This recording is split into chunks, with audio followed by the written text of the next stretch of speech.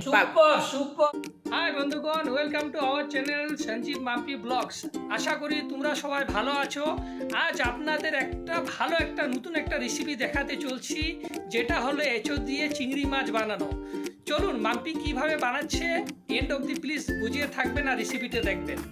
যে এঁচোড় চিংড়ির মধ্যে লাগবে, তো এখানে আমি নিয়েছি, দেখেন পেঁয়াজ নিয়েছি, এখানে টমেটো পিউরি নিয়েছি, আর এখানে পেস্ট করেছি কাঁচা লঙ্কা, পেঁয়াজ, রসুন, আদা, আর এখানে চিংড়ি মাছ নিয়েছি যতটুকু লাগবে। হলুদ আর নুন দিয়ে এঁচোড়টা একটু স্টিম হওয়ার জন্য বসিয়ে দিয়েছি। তেলটা গরম করতে বসিয়ে দিয়েছিলাম, তো এখন গরম হয়ে গেছে, তো আলুটা দিয়ে দিচ্ছি ভাজার জন্য। একটু তেল দিয়ে ভেজে নেব। এখন এই দেখেন লাল লাল করে ভেজে নিয়েছি, এখন তুলে নেব এটা।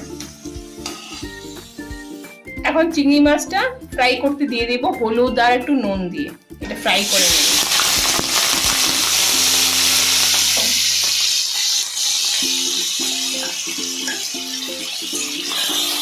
হলুদ দিয়ে দিব আর নুন দিয়ে দিব। এই যে দেখেন মাছটা ফ্রাই হয়ে গেছে ভালো করে। এখন আমি এটা প্লেটে নিয়ে নেব। এটা গোটা জিরে, তারপরে তেজপাতা আর এলাচ, লবঙ্গ, গোটা গোলমরিচ আর দালচিনি নিয়েছি, এটা তেলের মধ্যে দিয়ে দিব। পেঁয়াজটা দিয়ে দিব ভাজা হওয়ার জন্য। সব মশলা নিয়েছি, গুঁড়ো লঙ্কা নিয়েছি, হলুদ, জিরে লঙ্কা আর ধনিয়া গুঁড়ো, এটাও দিয়ে দিব তেলে। এখন পেঁয়াজটা যখন ভাজা হয়েছে, তো এই পেস্টটাও দিয়ে দিব। একসাথে পেস্ট করে নিয়েছি সব মশলা, তো এটা ভাজা করে নেব, একটু ফ্রাই করে নেব, তারপরে অন্য পেস্ট সব দিব। পেস্টটা করেছিলাম কাঁচা লঙ্কা, পেঁয়াজ, আদা, রসুনে, এই পেস্টটাও দিয়ে দেব।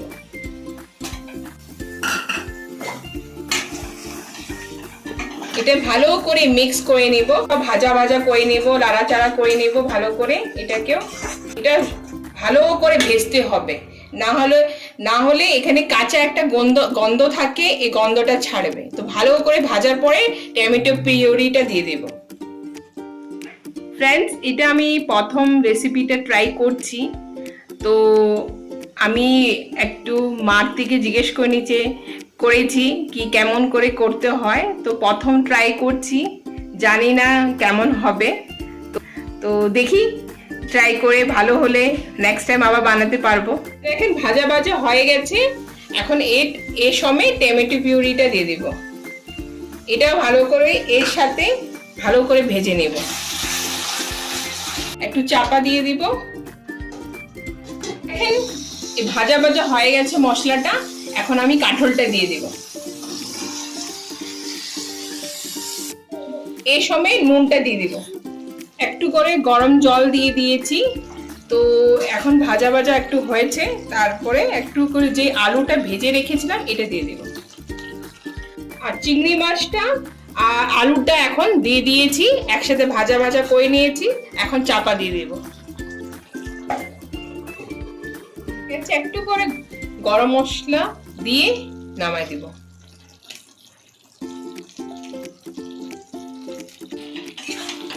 এখন গ্যাসের ফ্লেমটা একটু বড় করে দিব, 5 মিনিট হতে দিব। এঁচোড় চিংড়িটা হয়ে গেছে, এখন নামাই দিব। সঞ্জুকে জিজ্ঞেস করি কেমন হয়েছে। রান্না তো করে নিয়েছি, ওর অপিনিয়ন জিজ্ঞেস করি কেমন লাগছে ওকে। হ্যাঁ সঞ্জু, কেমন হয়েছে? কেমন বানাইছি আমি?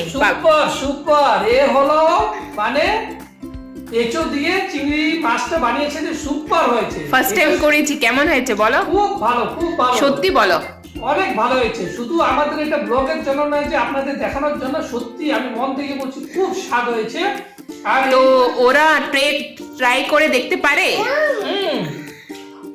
এরকম জুসি যে আপনি বলবেন, যদি এরকম ভাবে বানিয়ে খান, সত্যি বলছি আপনি মাংস পর্যন্ত ভুলে যাবেন। মাংস আর লাগবে না, এটাই কিন্তু খুব স্বাদ। আপনারা বাড়িতে ট্রাই করে দেখতে পারেন। মাম্পি যেমন বানিয়েছে, খুব টেস্টি হয়েছে কিন্তু। আর কেমন আমার লেগেছে আজকের রেসিপিটা সত্যি আপনারা জানাবেন আর চ্যানেলটাকে please like share and comments করবেন। থ্যাঙ্কস।